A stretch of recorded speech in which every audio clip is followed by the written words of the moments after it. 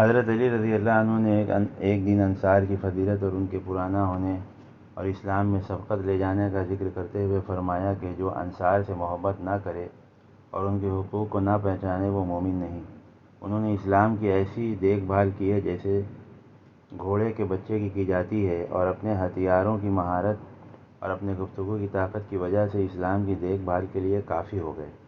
حضور صلی اللہ علیہ وسلم حج کے موسم میں قبائل کے پاس تشریف لے جا کر ان کو دعوت دیا کرتے تھے، لیکن ان میں سے کوئی بھی آپ کی بات کو نہ مانتا اور آپ کی دعوت کو قبول نہ کرتا۔ آپ مجنہ اور عکاظ اور مینا کے بازاروں میں ان قبائل کے پاس تشریف لے جاتے اور ہر سال جا کر ان کو دعوت دیا کرتے تھے، اور آپ ان کے پاس اتنی بار گئے کہ قبائل کے لوگ آپ کی استقامت سے حیران ہو کر کہنے لگے، کیا اب تک وہ وقت نہیں آیا کہ آپ ہم لوگوں سے نا امید ہو جائیں؟ حتیٰ کہ اللہ تعالیٰ نے انصار کے اس قبیلے کو نوازنے کا ارادہ فرمایا۔ چنانچہ آپ نے انصار پر اسلام کو پیش فرمایا، جسے انہوں نے جلدی سے قبول کر لیا۔ انہوں نے آپ صلی اللہ علیہ وسلم کو مدینہ میں اپنے پاس ٹھہرا لیا اور آپ کے ساتھ نصرت اور غمخواری کا معاملہ کیا۔ فجزاہم اللہ خیرا۔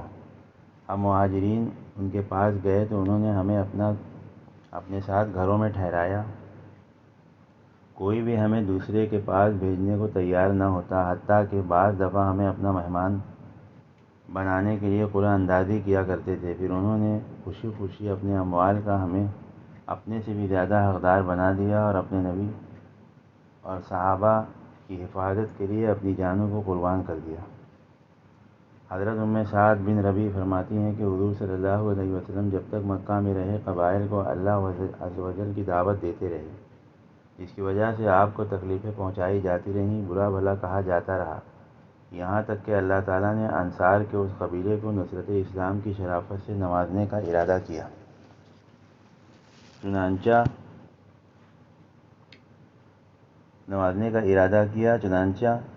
آپ صلی اللہ علیہ وسلم انصار کے کچھ لوگوں کے پاس پہنچے جو عقبہ کے پاس بیٹھے ہوئے تھے، مینا کی گھاٹی۔ آپ اپنا سر وہ مونڈ رہے تھے۔ راوی کہتے ہیں کہ میں نے حضرت ام سعد سے پوچھا کہ وہ کون لوگ تھے۔ انہوں نے بتایا کہ وہ 6-7 آدمی تھے، جن میں بنی نجار کے 3 آدمی تھے، اسد ابن زرارہ اور افرا کے 2 بیٹے۔ انہوں نے باقی حضرات کا نام مجھے نہیں بتایا۔ فرماتی ہیں کہ حضور صلی اللہ علیہ وسلم نے ان کے پاس بیٹھ کر ان کو اللہ عز و جل کی دعوت دی اور ان کو قرآن پڑھ کر سنایا۔ چنانچہ ان لوگوں نے اللہ کے رسول کی بات کو مان لیا اور اگلے سال بھی حج پر آئے۔ یہ بیعت عقبہ اولیٰ کہلاتی ہے۔ اس کے بعد بیعت عقبہ ثانیہ ہوئی، یعنی اگلے سال جو لوگ آئے۔ راوی کہتے ہیں کہ میں نے حضرت ام سعد سے پوچھا کہ حضور صلی اللہ علیہ وسلم مکہ میں کتنے عرصے رہے؟ انہوں نے کہا کہ تم نے ابو سلمہ بن قیس بن انس کا کلام نہیں سنا؟ آپ نے قریش میں 10 سال سے زیادہ قیام فرمایا اور سارے عرصے میں آپ نصیحت تبلیغ فرماتے رہے، اور آپ یہ چاہتے تھے کہ کوئی موافقت کرنے والا دوست آپ کو مل جائے۔ اور بھی کئی شعر پڑھے جس کا تذکرہ حضرت ابن عباس رضی اللہ عنہ کی حدیث میں باب نصرت میں عنقریب آئے گا۔ حضرت عقیل بن ابی طالب اور حضرت زہری فرماتے ہیں کہ جب مشرکین نے حضور صلی اللہ علیہ وسلم کے ساتھ بہت زیادہ سختی کا معاملہ شروع کیا تو آپ نے اپنے چچا حضرت عباد بن عبد المطلب سے فرمایا کہ میرے چچا، اللہ عز و جل نے اپنی دین کی مدد ایسی قوم کے ذریعے سے کریں گے جن کو قریش کی جابرانہ مخالفت معمولی بات معلوم ہوگی،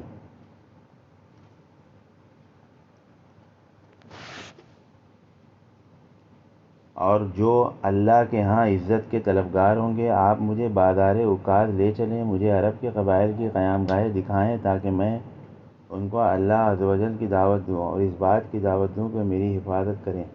مجھے اپنے ہاں لے جا کر رکھیں تاکہ میں اللہ عز و جل کی طرف سے اللہ کے پیغام کو انسانوں تک پہنچا سکوں۔ راوی فرماتے ہیں کہ حضرت عباس رضی اللہ عنہ نے فرمایا، اے میرے بھتیجے، آپ عکاظ چلیں، میں بھی آپ کے ساتھ چلتا ہوں،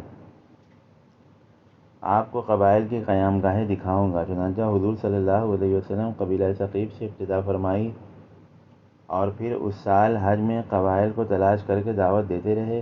پھر جب اگلا سال ہوا، جب کہ اللہ تعالیٰ نے آپ کو کھلم کھلا دعوت دینے کا حکم دیا اور اوس اور خزرج کے 6 آدمیوں سے آپ کی ملاقات ہوئی، جن کے نام یہ ہیں: اسد ابن زرارہ رضی اللہ عنہ، ابو الہیثم بن تیہان رضی اللہ عنہ، عبداللہ بن رواحہ رضی اللہ عنہ، سعد بن ربیع رضی اللہ عنہ، نعمان بن حارثہ رضی اللہ عنہ اور عبادہ ابن صامت رضی اللہ عنہ۔ حضور صلی اللہ علیہ وسلم کی ان سے ملاقات مینا کے دنوں میں جمرہ عقبہ کے پاس رات کے وقت ہوئی۔ آپ ان کے پاس بیٹھے، ان کو اللہ عز و جل کی اور اس کی عبادت کرنے کی، اس کے دین کی مدد کرنے کی دعوت دی، جو دین دے کر اللہ تعالیٰ نے اپنے نبیوں اور رسولوں کو بھیجا ہے۔ انہوں نے درخواست کی حضور صلی اللہ علیہ وسلم آسمان سے آنے والی وحی کو ان پر پیش کریں۔ چنانچہ آپ صلی اللہ علیہ وسلم نے سورہ ابراہیم اذ قال ابراہیم رب اجعل ھذا البلد آمنا سے لے کر آخر تک پڑھی اور ان کو سنائی۔ جب انہوں نے قرآن سنا تو ان کے دل نرم ہو گئے، اللہ تعالیٰ کے سامنے عاجزی کرنے لگے، حضور صلی اللہ علیہ وسلم کی دعوت کو قبول کر لیا۔ جب حضور صلی اللہ علیہ وسلم کی ان کی گفتگو ہو رہی تھی تو حضرت عباس بن عبد المطلب پاس سے گزرے۔ انہوں نے حضور صلی اللہ علیہ وسلم کی آواز کو پہچان لیا، فرمایا: اے میرے بھتیجے، یہ تمہارے پاس کون لوگ ہیں؟ آپ نے فرمایا: میرے چچا، یہ یثرب اور مدینہ کے رہنے والے اوس خزرج کے لوگ ہیں، ان کو بھی میں نے اسی بات کی دعوت دی ہے جس کی دعوت ان سے پہلے دوسرے قبیلوں کو دے چکا ہوں۔ انہوں نے میری دعوت کو قبول کر کے میری تصدیق کی اور یہ کہا کہ وہ مجھے اپنے علاقے میں لے جائیں۔ چنانچہ حضرت عباس بن عبد المطلب اپنی سواری سے نیچے اترے، اپنی سواری کی ٹانگیں باندھ دیں، پھر ان سے کہا: اے جماعت اوس اور خزرج، یہ میرا بھتیجا ہے، یہ مجھے تمام لوگوں سے زیادہ محبوب ہے۔ اگر تم نے ان کی تصدیق کی ہے اور تم ان پر ایمان لے آئے ہو اور ان کو اپنے ساتھ لے جانا چاہتے ہو تو میں تم سے اپنے دلی اطمینان کے لیے ایک عہد لینا چاہتا ہوں کہ تم ان کو لے جا کر وہاں بے یار و مددگار نہیں چھوڑو گے اور ان کو دھوکہ نہیں دو گے، کیونکہ تمہارے پڑوسی یہودی ہیں، ان کے دشمن ہیں۔ مجھے خطرہ ہے کہ وہ ان کے خلاف تدبیریں کریں گے۔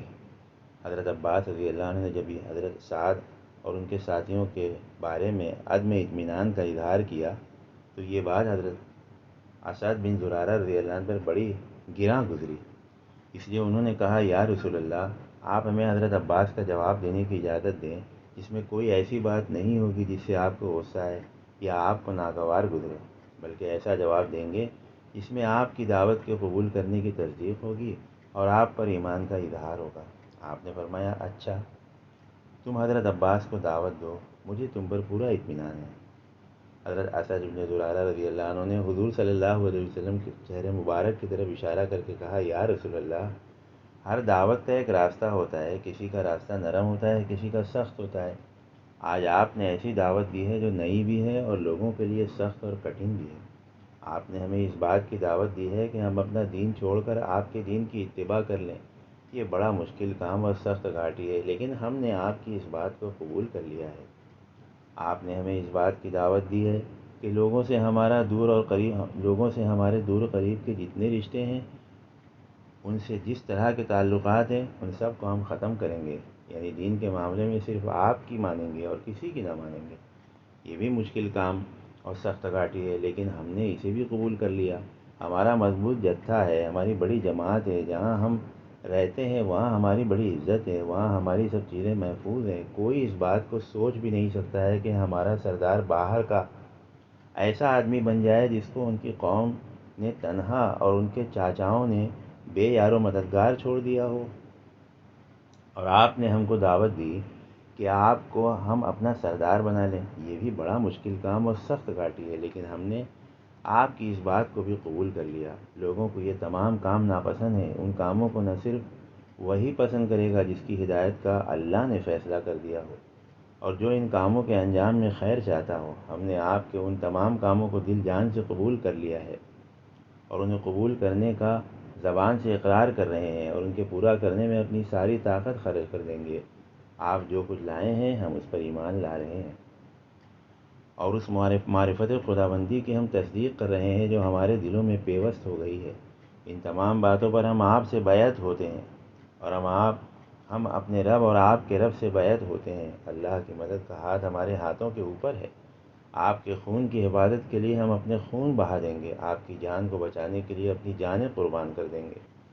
ان تمام چیزوں سے ہم آپ کی حفاظت کریں گے جن سے ہم اپنی اور اپنے بیوی بچوں کی حفاظت کرتے ہیں۔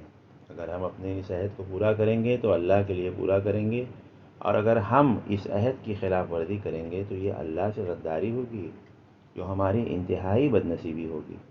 یا رسول اللہ، یہ ہماری تمام گزارشات سچی ہیں، اور ان گزارشات کے پورا کرنے کے لیے ہم اللہ ہی سے مدد مانگتے ہیں۔ اس کے بعد حضرت اسد رضی اللہ عنہ حضرت عباس بن عبد المطلب کی طرف چہرہ کر کے کہا، اے وہ شخص جو اپنی بات کہہ کر ہمارے اور نبی صلی اللہ علیہ وسلم کے درمیان آ گئے ہیں، اللہ ہی جانتا ہے کہ آپ کا ان باتوں سے کیا مقصد ہے۔ آپ نے یہ کہا ہے کہ یہ آپ کے بھتیجے ہیں اور تمام لوگوں سے زیادہ محبوب ہیں، تو ہم نے بھی ان کی وجہ سے اپنے قریب اور دور کے تمام رشتوں سے تعلقات توڑ لیے ہیں، اور ہم اس بات کی گواہی دے رہے ہیں کہ یہ اللہ کے رسول ہیں اور اللہ نے ان کو اپنے پاس سے بھیجا ہے۔ یہ جھوٹے نہیں ہیں، یہ سچے ہیں، اور جو کلام یہ لائے ہیں وہ انسانوں کے کلام سے ملتا جلتا نہیں ہے۔ باقی آپ نے جو یہ کہا کہ آپ ان کے بارے میں ہم سے تب مطمئن ہوں گے جب آپ ہم سے پختہ عہد لے لیں گے، تو حضور صلی اللہ علیہ وسلم کے لیے ہم سے جو بھی کوئی پختہ عہد لینا چاہے ہمیں اس سے انکار نہیں ہے، لہذا آپ جو عہد لینا چاہیں لے لیں۔ اور پھر حضور صلی اللہ علیہ وسلم کی طرف متوجہ ہوئے اور عرض کیا کہ یا رسول اللہ، اپنی ذات کے لیے آپ جو عہد ہم سے لینا چاہیں لے لیں، اور اپنے رب کے لیے جو شرطیں ہم پر لگانا چاہیں لگا لیں۔ آگے حدیث میں ان حضرات کے بیعت ہونے کا پورا قصہ ہے۔ حضور صلی اللہ علیہ وسلم کا بازار میں جا کر دعوت دینا۔ حضرت ربیعہ بن عباد جو قبیلہ بنو ذیل کے ہیں، جنہوں نے حضرت جاہلیت کا زمانہ پایا تھا، مسلمان ہو گئے تھے، وہ فرماتے ہیں کہ میں نے حضور صلی اللہ علیہ وسلم کو زمانہ جاہلیت میں بازار ذی المداج میں دیکھا کہ آپ فرما رہے ہیں، اے لوگوں، لا الہ الا اللہ کہو کامیاب ہو جاؤ گے۔ لوگ آپ کے ارد گرد جمع تھے اور آپ کے پیچھے ایک روشن چہرے والا بینگا آدمی تھا، جس کی 2 زلفیں تھیں، یعنی 2 چوٹیاں تھیں، اور وہ یہ کہہ رہا تھا، نعوذ باللہ، یہ بے دین اور جھوٹے آدمی ہیں، جہاں بھی آپ تشریف لے جاتے وہ آپ کے پیچھے ہوتا۔ میں نے اس آدمی کے بارے میں پوچھا، یہ کون ہے؟ لوگوں نے بتایا کہ یہ ان کا چچا ابو لہب ہے۔ ایک روایت میں یہ بھی ہے کہ آپ ابو لہب سے بھاگتے تھے اور آپ کا پیچھا کرتا تھا۔ ایک روایت میں یہ بھی ہے کہ لوگ آپ پر ٹوٹ پڑتے تھے۔ لوگوں میں سے میں نے کسی کو آپ کے سامنے بولتے ہوئے نہیں دیکھا۔ آپ مسلسل دعوت دیتے جاتے تھے اور خاموش نہیں ہوتے تھے۔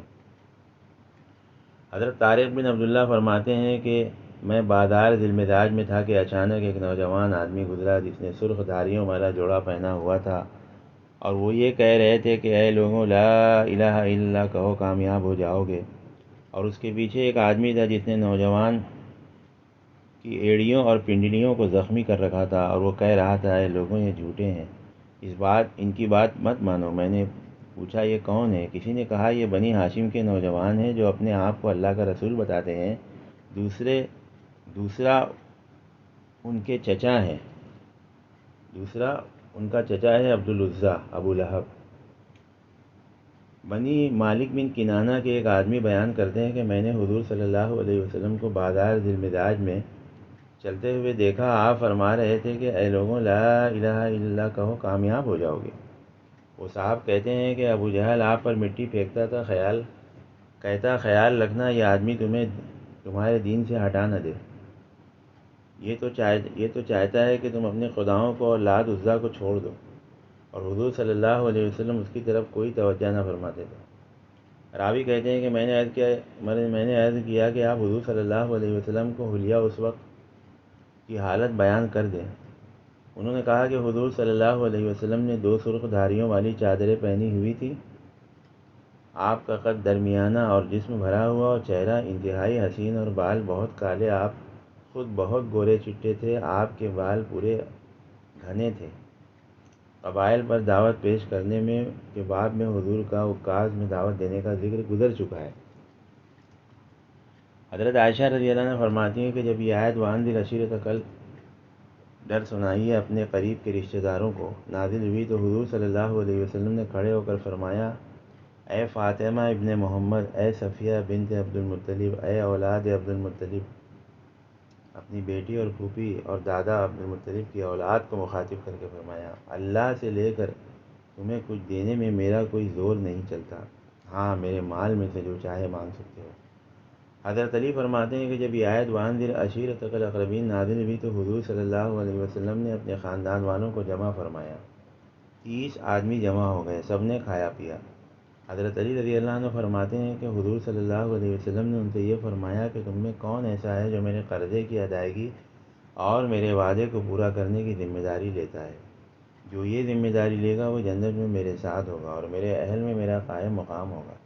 ایک آدمی نے کہا، آپ تو سمندر ہیں، آپ کی ان ذمہ داریوں کو کون نبھا سکتا ہے؟ اس کے بعد آپ صلی اللہ علیہ وسلم نے اس بات کو 3 مرتبہ فرمایا۔ حضرت علی فرماتے ہیں کہ آپ نے یہ بات اپنے گھر والوں میں پیش کی، اس پر حضرت علی رضی اللہ عنہ نے کہا، میں تیار ہوں۔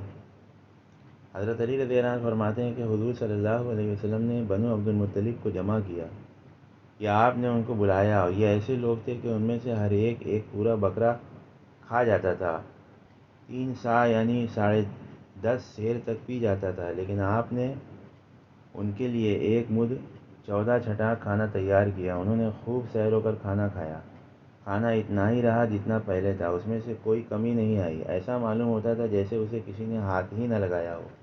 پھر آپ نے ایک چھوٹا سا پیالہ منگوایا جسے انہوں نے پیا تو وہ سیراب ہو گئے، اور مشروب ویسے ہی رہا جیسے کسی نے اسے ہاتھ ہی نہ لگایا ہو، اسے کسی نے پیا ہی نہ ہو۔ اور آپ نے فرمایا، اے ابو عبدالمطلب، مجھے تمہاری طرف سے خاص طور پہ اور تمام انسانوں کی طرف عام طور سے بھیجا گیا ہے، اور تم یہ میرا معجزہ دیکھ چکے ہو، تم سب نے سیر ہو کر کھانا کھایا اور کھانے میں کوئی کمی نہ آئی، تم میں سے کون میرا بھائی ہے، میرا ساتھی ہے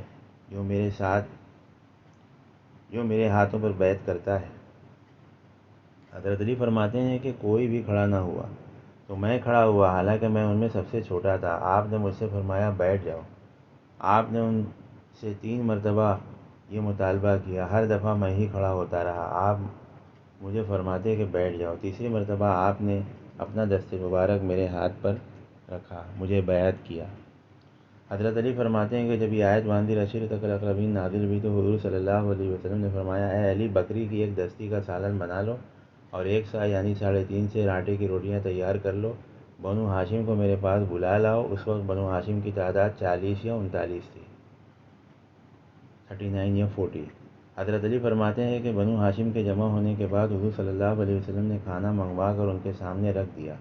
ان سب نے خوب سیر ہو کر کھانا کھایا، حالانکہ ان میں بعض ایسے بھی تھے جو اکیلا ہی پورا بکرا شوربے کے ساتھ کھا جاتے تھے۔ پھر آپ نے ان کو دودھ کا ایک پیالہ دیا، سب نے اس کو پیا اور سب سیراب ہو گئے۔ تو ان میں سے ایک نے کہا، ہم نے آج جیسا جادو کبھی نہیں دیکھا۔ لوگوں کا خیال ہے کہ یہ کہنے والا ابو لہب تھا۔ دوسرے دن حضور صلی اللہ علیہ وسلم نے فرمایا، اے علی، بکری کا 1 دستی کا سالن بنا لو، 1 سا یعنی 3.5 سیر آٹے کی روٹیاں تیار کر لو اور دودھ کا 1 بڑا پیالہ تیار کر لو۔ حضرت علی فرماتے ہیں کہ میں نے سارا انتظام کر لیا۔ انہوں نے پہلے دن کی طرح سے خوب کھایا، خوب پیا، پہلے دن کی طرح کھانا اور دودھ اسی طرح بچ گیا، اس میں برکت ہو گئی۔ اس دن بھی ایک آدمی نے کہا کہ ہم نے آج جیسا جادو کبھی نہیں دیکھا۔ تیسرے دن حضور صلی اللہ علیہ وسلم نے پھر حضرت علی رضی اللہ عنہ کو بکری کا دستہ کا سالن بنانے کے لیے کہا اور 1 سا یعنی 1 سا آٹے کی روٹیاں تیار کرنے کو کہا اور دودھ کا 1 بڑا پیالہ تیار کرنے کو کہا۔ چنانچہ میں نے سب کچھ تیار کر لیا۔ آپ نے فرمایا، اے علی، بنو ہاشم کو میرے پاس بلا لاؤ۔ میں نے سب کو بلایا، ان سب نے کھانا کھایا پیا۔ حضور صلی اللہ علیہ وسلم نے ان کے کہنے سے پہلے ہی گفتگو شروع فرما دی اور فرمایا، تم میں سے کون ایسا ہے جو میرے قرضے کی ادائیگی کی ذمہ داری لیتا ہے؟ حضرت علی فرماتے ہیں کہ میں بھی چپ رہا اور باقی لوگ بھی چپ رہے۔ آپ نے دوبارہ یہی بات ارشاد فرمائی تو میں نے کہا، یا رسول اللہ، میں تیار ہوں۔ حضور صلی اللہ علیہ وسلم نے فرمایا، اے علی، یعنی اس کام کے لیے تم ہی مناسب ہو۔ ابن ابی حاتم نے بھی اس مفہوم کی حدیث بیان کی ہے اور اس میں یہ مضمون ہے کہ حضور صلی اللہ علیہ وسلم نے فرمایا کہ تم میں سے کون میرے قرضے کی ادائیگی کی ذمہ داری لیتا ہے اور میرے بعد میرے اہل میں میرا قائم مقام بننے کے لیے تیار ہے؟ حضرت علی فرماتے ہیں کہ سب لوگ خاموش رہے۔ حضرت عباس رضی اللہ عنہ بھی اس ڈر کی وجہ سے خاموش رہے کہ حضور صلی اللہ علیہ وسلم کے قرضے کی ادا کرنے کے لیے کہیں ان کا سارا مال نہ خرچ کرنا پڑے۔ حضرت علی فرماتے ہیں کہ میں اس وجہ سے خاموش رہا کہ حضرت عباس مجھ سے عباس رضی اللہ عنہ مجھ سے عمر میں بڑے ہیں، پھر خاموش ہیں۔ پھر آپ نے یہی بات دوبارہ فرمائی۔ حضرت عباس پھر خاموش رہے۔ جب میں نے یہ دیکھا کہ تو میں نے کہہ دیا کہ یا رسول اللہ میں تیار ہوں۔ حضرت علی فرماتے ہیں کہ میں اس ذمہ داری کے لیے تیار ہو گیا، لیکن میری شکل صورت سب سے خستہ تھی، میری آنکھیں چنیائی ہوئی تھی، میرا پیٹ بڑا تھا، میری ٹانگیں پتلی تھیں۔ یہی حدیث مجمع پر دعوت پیش کرنے کے باب میں حضرت عباس رضی اللہ تعالیٰ عنہ سے بھی روایت میں آئی ہے۔ اللہ تعالیٰ عمل کرنے کی توفیق عطا فرمائے۔